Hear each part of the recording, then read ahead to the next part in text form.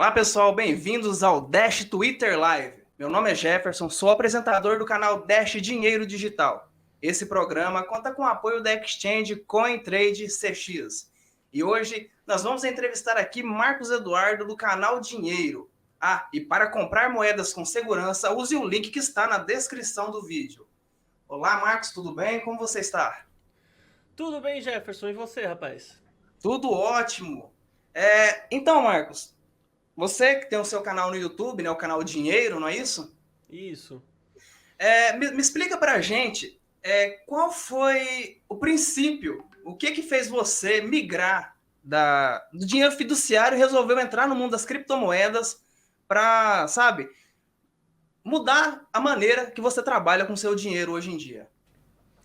Certo. Bom, eu entrei no mercado das criptomoedas. Inicialmente, eu acredito que foi 2013, 2014. Eu digo, não sei bem se essa foi a minha entrada, porque eu comecei nos sites de Faucet, né? Vi um canal no YouTube ensinando lá o Free Bitcoin e tudo, comecei a mexer e já acumulei alguns satoshis que anos depois foram suficientes para me ajudar a pagar algumas dívidas de uma maneira totalmente inesperada, que foi a valorização em 2017. Mas eu vim do mercado financeiro tradicional, eu trabalhava na CETIP, que depois veio a se fundir com a BMF Bovespa e se tornou a B3. Então, um pouco do mercado tradicional eu conheço. E eu entrei nas criptomoedas de cabeça, decidi entrar nas criptomoedas de cabeça, quando eu realmente entendi a diferença de uma coisa para outra, né? Quando eu percebi a superioridade que existe das criptos comparadas com a moeda fiduciária e com o mercado tradicional também. É um mundo totalmente novo. Certo? Então, isso meio que te incentivou a mudar a sua maneira de trabalhar com o mercado financeiro, porque você viu que esse realmente era o futuro e que a moeda fiduciária realmente não ia ter um alcance muito grande no futuro. A moeda fiduciária, do meu ponto de vista, ela vai continuar existindo. A gente pode pensar nisso como se fosse, por exemplo, o rádio e a televisão. O rádio substitui a televisão? Até certo ponto, sim, mas eu penso que o rádio nunca vai parar de existir. Até porque existem vários lugares do mundo, e até mesmo olhando aqui para as terras tupiniquins, existem muitos lugares do Brasil que a gente não tem sinal de televisão, mas tem sinal de rádio.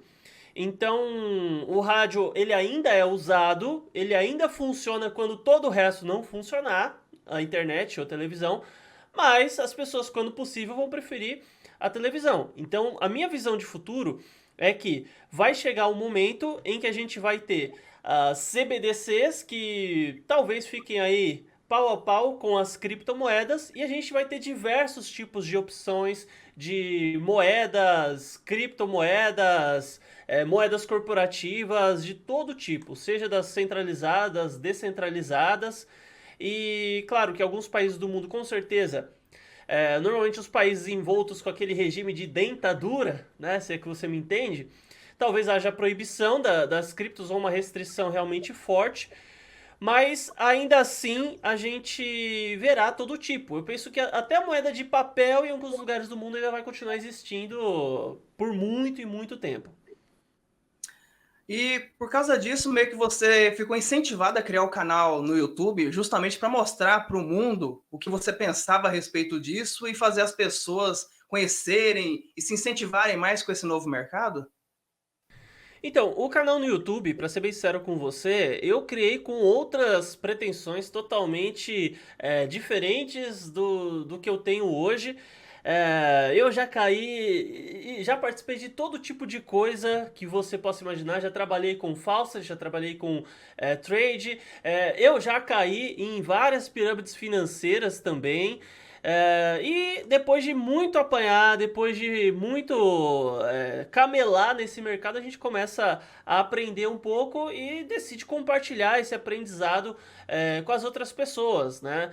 Eu acredito que dentre todos os canais que a gente vê aí no YouTube, o meu talvez, até certo ponto, ele simbolize uma espécie de luta que foi travada aí no mercado das criptos. Por quê? É, porque teve uma certa empresa há um tempo atrás que ela simplesmente ganhou o Brasil todo. Tava todo mundo pondo dinheiro, todo mundo investindo, todo mundo entrando, né? E eu já tinha participado de várias que, né, tinham um perfil similar assim, lá do marketing multinível, marketing de rede, indicação e tal e tal e tal. E daí, por conta disso, né, vendo aquilo tudo, aquele absurdo, eu fiz, assim, o vídeo mais trabalhoso da minha vida, detalhando profundamente todos os aspectos que eu não gostava ou que pareciam não... levavam ao entendimento de que a empresa não era idônea. E eles trabalhavam com Bitcoin, criptomoedas num contexto geral. Aliás, se não me engano, os pagamentos eram com Bitcoin e tinha algumas outras opções de criptomoedas. E justamente após ter feito esse vídeo, bateu aí, eu acho que 1 milhão, quase 1 milhão de visualizações, né? Isso me levou a bater a marca aí de 100 mil inscritos no YouTube. Mas no fim das contas, eu comecei a receber denúncias em massa no meu canal. E tudo leva a crer que o canal o antigo canal Dinheiro, ele foi apagado justamente por conta dessas denúncias, né?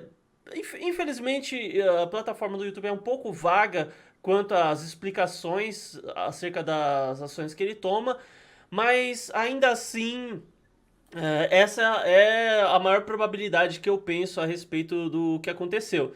Né? E daí a comunidade toda se juntou e foi lá e colocou o canal de volta no ar. E hoje eu ainda levo essa luta adiante de explicar, né? Embora seja um intuito educacional no fim das contas, ainda assim é uma luta, porque o tempo todo você vê pessoas enganando e se enganando acerca do que esse mercado realmente é. É possível alguém ficar rico do dia para noite? Sim, é possível, mas essa é a exceção e não a regra. Uma pessoa sem conhecimento nenhum tem uma probabilidade extremamente baixa de colocar um valor alto e fazer com que esse valor seja multiplicado por milhares de vezes. Tem até a própria regra dos 90-90-90 do mercado de trade, que fala que 90% dos traders perdem cerca de 90% do seu dinheiro em até 90 dias.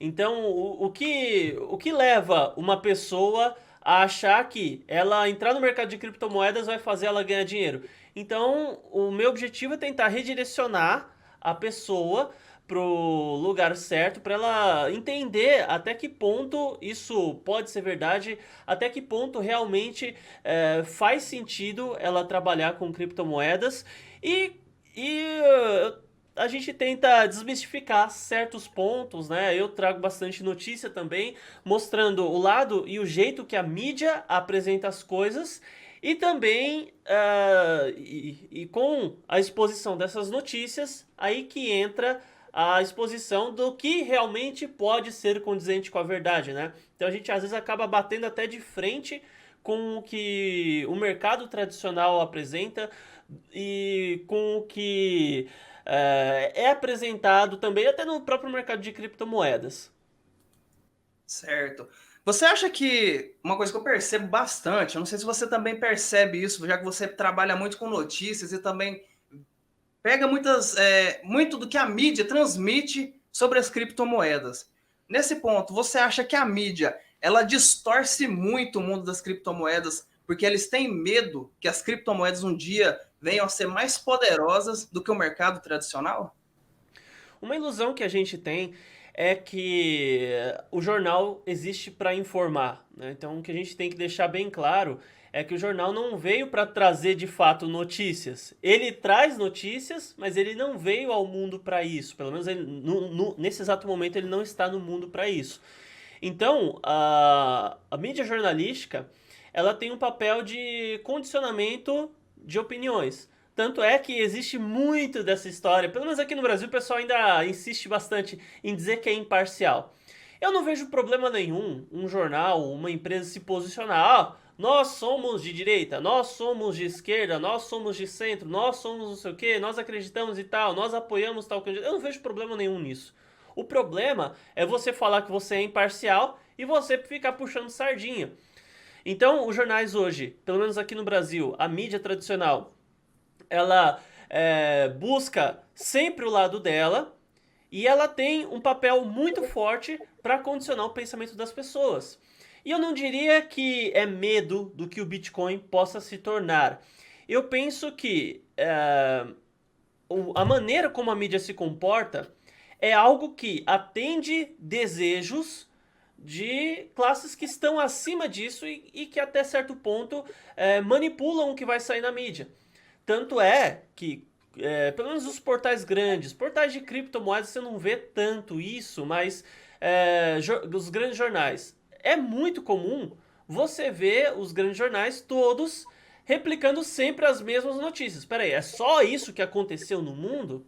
Esses são realmente as informações mais relevantes que aconteceram? Por que todo mundo está falando a mesma coisa? Por que o método de conversa é sempre o mesmo? Por que ninguém pediu por aquele assunto e num debate decidiram falar sobre o assunto XYZ de gênero XYZ? Então, assim, alguém está mandando que a mídia toda trabalhe de uma forma e ela obedece. Então você acredita meio que existe uma grande manipulação assim do mercado perante pessoas que realmente têm um poder gigantesco perante o mundo? Muitos vão dizer Illuminatis, detentores da nova era. Para mim, o nome do que se diz, o nome disso é o que menos importa. Mas o que a gente pode ver são números, né? São dados específicos que diversas empresas que trabalham com finanças já trouxeram à luz e aproximadamente cerca de 95% de toda a riqueza do mundo está nas mãos de 3% da população mundial. Então, com isso, a gente começa a perceber que o que manda no mundo é o dinheiro. O que manda nas pessoas é o dinheiro. Por que as pessoas acordam 5 da manhã para pegar um trem, um ônibus, um metrô lotado? É por causa de dinheiro, né? Então, assim, é o dinheiro que manda no mundo e existe uma quantidade ínfima de pessoas que tem uma quantidade absurda de dinheiro.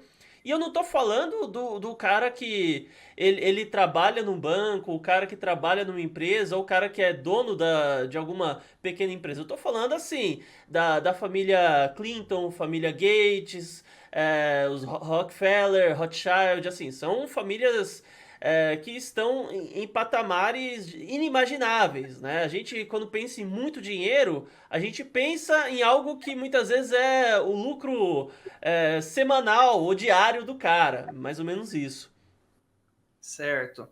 E você acha que eu vejo que você fala muito sobre a questão do grande reset mundial que vai acontecer no mundo.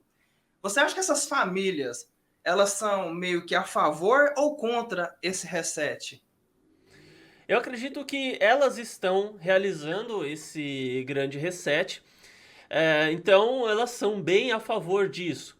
Claro que o mundo ele não tem uma nova ordem mundial que está fazendo com que as coisas aconteçam certinho como foi planejado, né? Tem muitos autores que indicam, tem essa ilusão de que a família tal manda no mundo, o fulano manda no mundo. De fato existe uma briga por poder, mas ainda assim existem pelo menos três grupos principais que, de acordo com o autor Alexandre Costa, que ele indica isso bastante nos livros Introdução à Nova Ordem Mundial, Bem-vindo ao Hospício e o Brasil e a Nova Ordem Mundial, ele exemplifica que existem no mínimo três grandes grupos aí que brigam pelo poder do mundo e cada um desses grupos tem várias divisões, subdivisões, então, no fim das contas, existe um intuito de controle populacional com base em pelo menos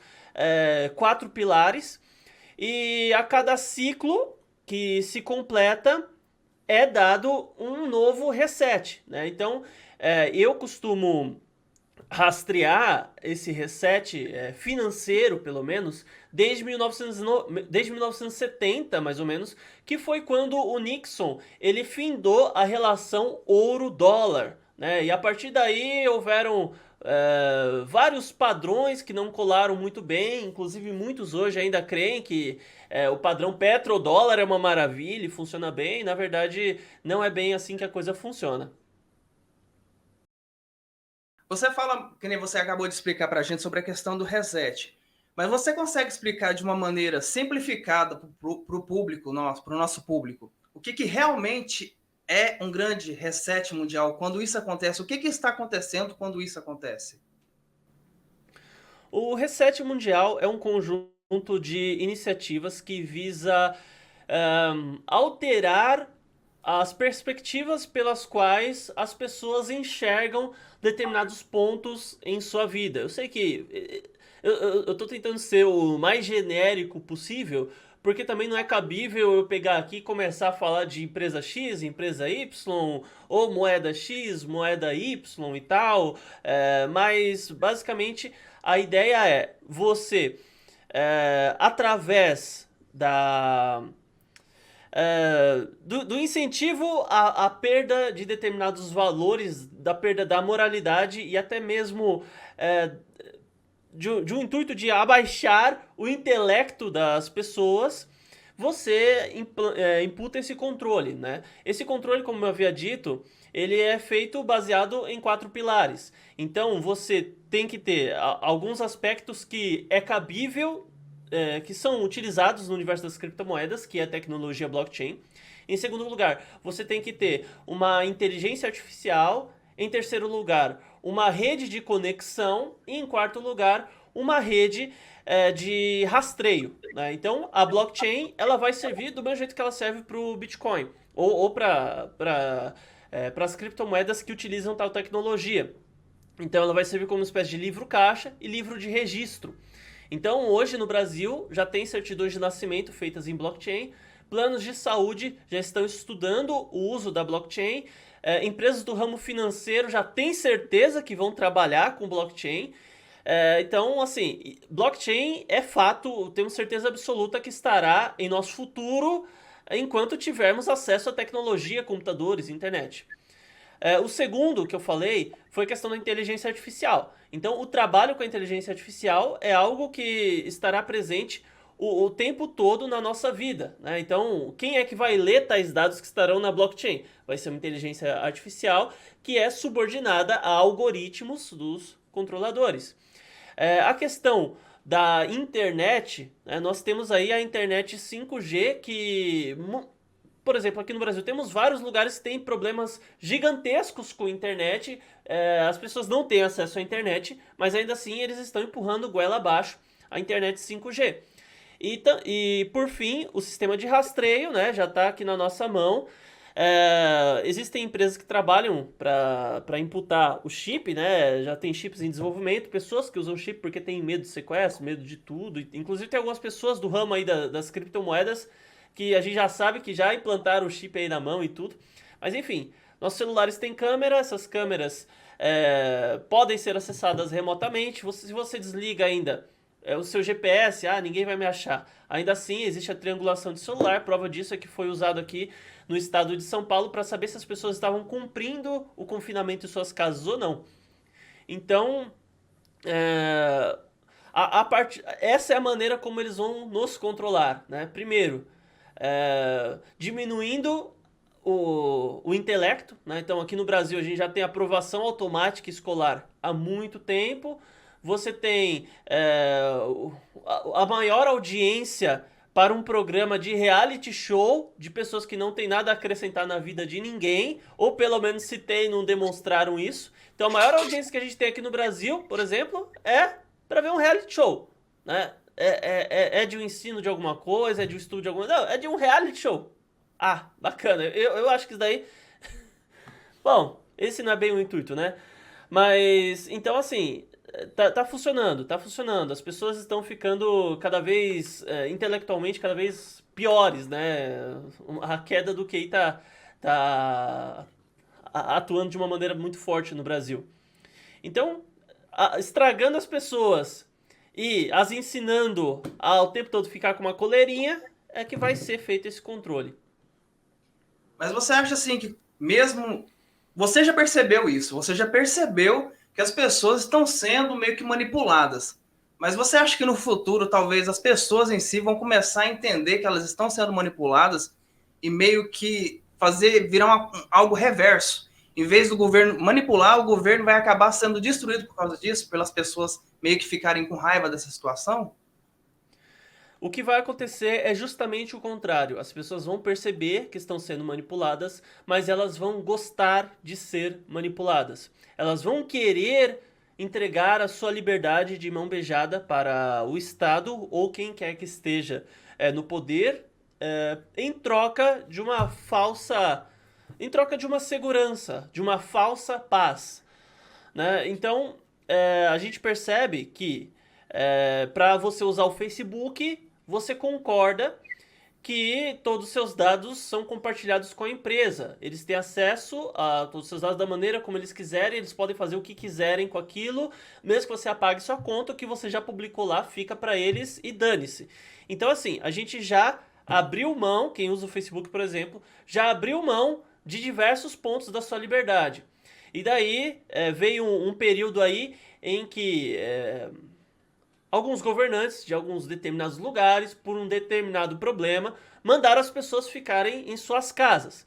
Então, você percebe que desde o mais instruído até o menos instruído, ninguém consegue mais acreditar depois de tudo isso no que a mídia afirma a respeito de alguns números de pessoas que perderam as suas vidas. De fato, pessoas perderam as suas vidas, de fato existe um grande mal que está assolando o mundo, mas algumas informações claramente chegaram distorcidas. Mas as pessoas, pelo fato de acreditarem que entregando a sua liberdade e obedecendo ao Estado e ficando em suas casas, por conta disso elas acreditam que ficarão mais seguras. Então as pessoas elas vão trocar a sua liberdade e a sua privacidade em vários aspectos para que enfim, o Estado tomar conta delas. Bom, e além do mais, a gente observa que as criptomoedas, né? As criptomoedas, existem diversos rumores acerca da sua criação, acerca do seu nascimento, como ela funciona e tudo mais. Existem aqueles que acreditam que as criptos elas fazem parte desse grande plano aí. Mas pelo menos de momento, tá, da maneira como estamos agora, e se considerarmos que não existe ninguém usando computação quântica para desvendar, né, Isso aí a é uma coisa que criptografia. eu quero te interromper sobre a questão que a computação quântica, quando ela realmente for bem manipulada no mercado, ela pode meio que atrapalhar as criptomoedas pela questão da sua velocidade de conseguir hackear alguns sistemas, de algumas criptos, por exemplo. Nesse exato momento, eu diria que existe uma corrida, que é a construção da computação quântica contra o aprimoramento das criptomoedas para uma proteção contra a computação quântica. Então a gente não sabe quem é que vai vencer isso. Só que a grande questão é, a computação quântica, ela já existe efetivamente? Ela já pode ser usada para descriptografar o código de alguma criptomoeda? Isso não sabemos. Até porque eu penso se, por exemplo, se a Coreia ou algum país aí, né, não era nem o ideal seria nem falar o nome de país, mas se algum país especificamente ele criasse, desenvolvesse, estivesse muito bem avançado na computação quântica, eu penso que ele não iria gastar as suas fichas aí simplesmente descriptografando uma criptomoeda para fabricar dinheiro do zero. Porque no momento em que a gente tivesse alguma falha na blockchain, isso ficaria evidente para todo mundo. Ia lá aparecer num outdoor gigante para todos que estão prestando atenção que, olha, peraí, tem gente duplicando Bitcoin. Lascou.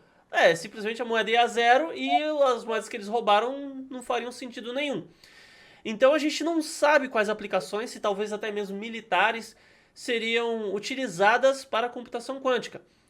Acredita-se que seria uma espécie de conflito pela informação. Então você veria um país invadindo o outro, roubando todos os segredos de Estado, roubando todas as informações e todos os hábitos de convívio do país inimigo. E pegando nesse assunto agora que você acabou de tocar, qual que você acha que é o papel das criptomoedas no mundo atual que a gente está vivendo agora? Bom, sem tomar suposições, excluindo o cenário da computação quântica, manipulação de criptografia e tudo mais, se a gente deixar realmente tudo isso do lado, que é de fato um assunto especulativo, tá? Então a gente tem que saber também a divisão de uma coisa da outra. A gente tem que entender que os fatos, eles têm mais valores do que suposições, né? Se algo é fato, então. Então vamos para o fato realmente. O papel das criptomoedas agora tem sido um papel de inclusão digital para diversas pessoas, inclusão aos desbancarizados. Então tem muitas pessoas que não têm condições de abrir conta em banco. E convenhamos, que instituição bancária vai abrir conta para alguém que ganha aí o equivalente a R$ 200 no mês, por exemplo? Para que o banco vai se submeter a abrir conta para uma pessoa assim e ainda o banco vai lá cobrar a taxa de R$ 15, R$ 20 para pessoa que ganha 200, né? Ou seja, vai ser 10% do valor que a pessoa ganha. Então isso não faz sentido. Mas para o universo das criptomoedas, isso faz muito sentido. A pessoa ela vai baixar uma carteira no celular dela ou ela vai adquirir uma hard wallet, né? No caso de quem tem pouco dinheiro, obviamente não vai adquirir uma hard wallet, mas todo mundo, praticamente todo mundo tem um smartphone. Então apenas com o smartphone, sem necessidade de comprovação de documento, sem necessidade de comprovação de informações, a pessoa ela consegue ter uma carteira de criptomoedas. Pega o exemplo lá do nosso país vizinho aí, a Venezuela.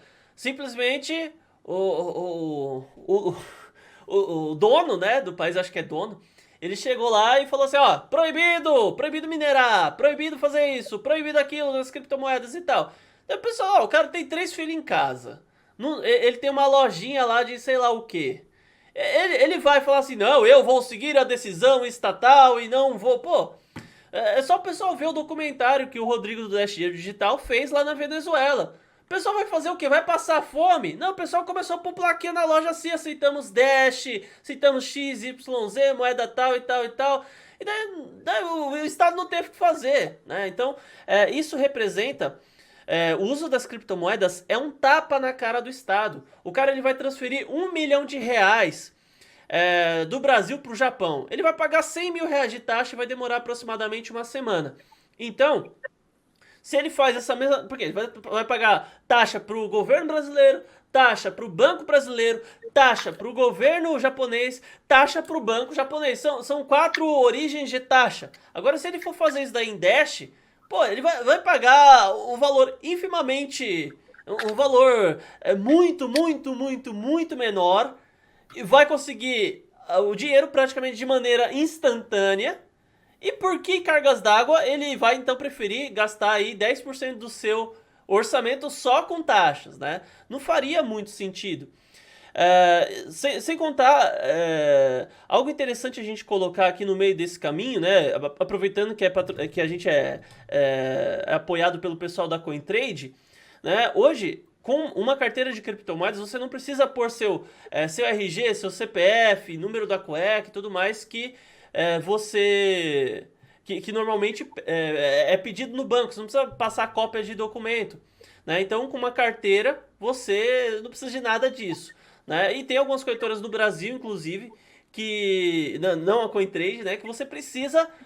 aliás, algumas não, todas as corretoras no Brasil, elas precisam pegar todos os seus dados e tudo mais, mas não é nem porque elas querem, é porque justamente o Estado obriga.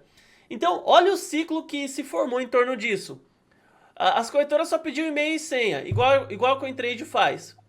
Só que daí veio o espertalhão do Estado e falou assim, ó, não, peraí, só e-mail e senha? Não, meu amigo, tem que pedir CPF, RG, comprovante de renda, tal e tal e tal. Daí as corretoras começaram a pedir. E daí o que aconteceu? Logo em seguida, o Estado criou um órgão para fiscalizar o que as empresas estão fazendo com os dados dos clientes, para defender... Peraí. Você obrigou as corretoras a contratar mais gente, a contratar mais espaço em servidor, contratar mais tecnologia para proteger dados que você mesmo obrigou. E agora você quer fiscalizar o cara com o dinheiro dos impostos dele sobre os dados que ele solicita que você mandou, né? Então, assim, no meio desse caminho tem algumas empresas estilo a CoinTrade que não vivem aqui em terras tupiniquins. Eles são sediados no Uruguai. E como que funciona o trâmite das coisas? Eles têm um parceiro que trata da parte de saques. Então, quando você faz o saque de reais pela CoinTrade, eles não fazem o repasse para a Receita Federal. Então, com isso, o que é repassado é o que a empresa terceiro passa. Só que até então, aquilo lá oficialmente não veio de criptomoedas. Ah, mas então o Estado não vai saber que eu estou declarando? Claro, isso não exclui você da necessidade de declarar. Você continua sendo obrigado a declarar o quanto de movimentação de criptomoedas você tem, né? Até 35 mil, se não me engano. Enfim, teve até algumas modificações aí. Mas, então assim, empresas como a CoinTrade, que trabalha com reais em países que têm problemas burocráticos muito sérios, estão simplesmente ajudando as pessoas a poder viver sua vida normalmente. A facilidade de ter também carteiras com criptomoedas ajuda pessoas que muitas vezes o cara ele não quer andar com dinheiro no bolso, não quer andar com grana no bolso, né? Lembrando aí do nosso amigo, ele simplesmente ele pode utilizar criptomoedas. Então, mesmo que haja ainda o medo da variação e tudo, ele pode buscar por criptomoedas que tem menor variação, pode buscar até por uma stablecoin. E efetivamente, cerca de 80% das vezes que alguém comprou criptomoedas, Dash, Bitcoin, a pessoa ela teve ganho, porque o mercado das criptos é um mercado de alta. Tem correção? Tem correção. Pode ser aí que vem um ano inteiro de queda? Pode ser, mas no geral, ainda assim, até o momento, é um mercado de lucro. Então, seja para quem faz trade, e o fato de ser um mercado de alta, obviamente, facilita muito a vida de quem faz trade, né? Quando está em alta, todo mundo é um bom trader. Para quem faz hold também é uma maravilha, porque vai sempre valorizar, mesmo que tenha as correções, se a pessoa segurar firme. Tanto é que a gente tinha muitos memes da pessoa falando assim, comprei Bitcoin em 17 de dezembro de 2017, né? Em 2018 foi engraçado. 2019 foi engraçado. 2020 começou a perder a graça porque o Bitcoin começou a seguir na direção de ultrapassar. Em 2021 já não era mais engraçado o meme que falava assim, comprei Bitcoin em dezembro de 2017. Por quê? Porque valorizou tanto que superou. Então, houve período de queda, 2018, houve, mas 2019, 20 e 21 foi período de recuperação. Simplesmente certo. Isso. E para finalizar, Marcos, vamos para aquela pergunta que todo mundo sempre quer saber. Essas altas, principalmente essa que a gente está vivendo agora de mais de 300 mil reais, você acha que é uma bolha ou é realmente uma valorização genuína? Porque o Bitcoin realmente tem um valor que as pessoas agora estão percebendo esse valor. O que o Bitcoin está passando é a exposição, ele está expondo a bolha que o mercado tradicional se encontra. Hoje o governo, ele tem um botãozinho mágico dele lá, pum, apertou, fabricou dinheiro. Ah, mas não é tão simples assim, porque existem regras, existem métodos de fabricação, existem diversos tipos de critérios para que o governo vá lá e fabrique dinheiro. Mas é ele mesmo que cria tais critérios. É ele mesmo que audita tais critérios e é ele mesmo que altera tais critérios sempre que é conveniente. Então, peraí, o cara fabrica tanto dinheiro quanto ele quer. E o Bitcoin que tem uma quantidade pré-definida que é bolha? Né? Não, peraí, o Bitcoin está expondo a bolha que o mercado se tornou. Você pega os bancos, por exemplo.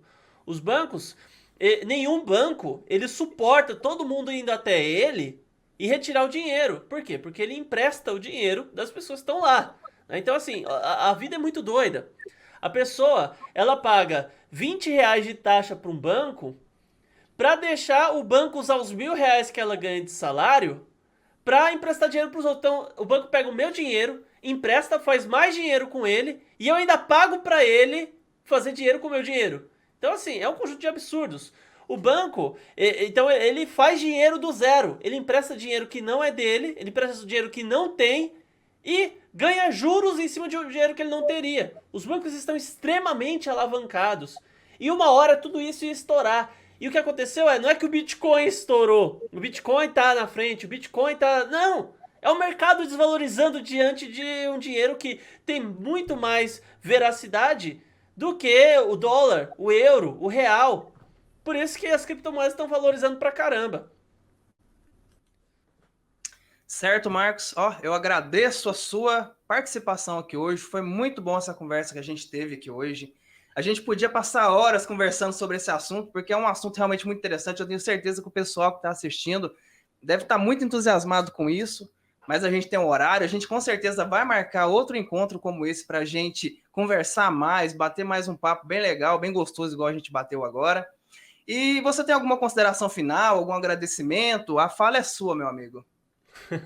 Bom, então é isso. Muito obrigado aí, Jefferson, por dispor esse tempo, por me chamar aqui pra gente conversar um pouco. É sempre legal aderir a... É sempre legal conversar com públicos novos, né? Gostaria de aproveitar o pessoal e chamar pra conhecer o canal Dinheiro lá no YouTube, né? Caso você coloque na busca, você vai achar, dar essa força aí e tudo mais. E eu acredito que uma última dica, né? Muita gente fala assim, eu tenho 100 reais, eu quero entrar no mercado das criptomoedas, eu entro, eu não entro? Eu gostaria só de dar essa dica final aqui para a pessoa que está pensando em entrar no mercado das criptomoedas. Por onde ela entra? É no trade? É na empresa XYZ? É dando dinheiro na mão do coleguinha, ele compra para você? Pois bem, um método que eu tenho feito e que tem dado muito certo para mim é a pessoa que toda semana ou todo mês ela compra um determinado valor de cripto. Quanto você tem por mês para gastar com cripto? Eu tenho 20 reais. Tá bom, então todo mês você vai lá em um determinado dia e compra 20 reais em cripto, né? Seja Bitcoin, seja Dash, seja Ethereum, qualquer outra que seja de sua preferência. Daí você vai lá e faz a sua compra. O preço está alto, eu compro agora? Compra, porque você definiu o dia e não o valor. Agora o preço está baixo, eu compro? Compra também. Então assim, você vai sempre efetuando a sua compra e com isso você faz um hold pensando no futuro, porque você está colocando um valor baixo que não vai te fazer falta. E esse pouco valor hoje, ele pode fazer muita diferença no futuro. E eu digo isso porque eu fiz Faucet em 2014, 2015, 2016, na época que o Bitcoin, por exemplo, ele não valia nada. E quando chegou em 2017, lá na alta, meu amigo, eu estava todo endividado. Eu peguei essa grana e paguei as minhas dívidas. Então, se você acredita que esse é o mercado de alta, se você acredita que o Bitcoin, as criptomoedas no contexto geral são o futuro, então aproveite isso da maneira que você puder aproveitar. Isso aí, aproveita a dica do Marcos, porque essa dica é boa. E ele faz mesmo, gente. Eu conheço esse rapaz e ele não perde uma semana sem comprar pelo menos 100 reais de Bitcoin. Exatamente. É padrão. Muito obrigado pela sua presença e até a próxima, meu amigo. Fica com Deus. Até mais. Bom, CoinTrade, nossa patrocinadora oficial, Dash, Twitter Live, encerrando aqui. Um abraço.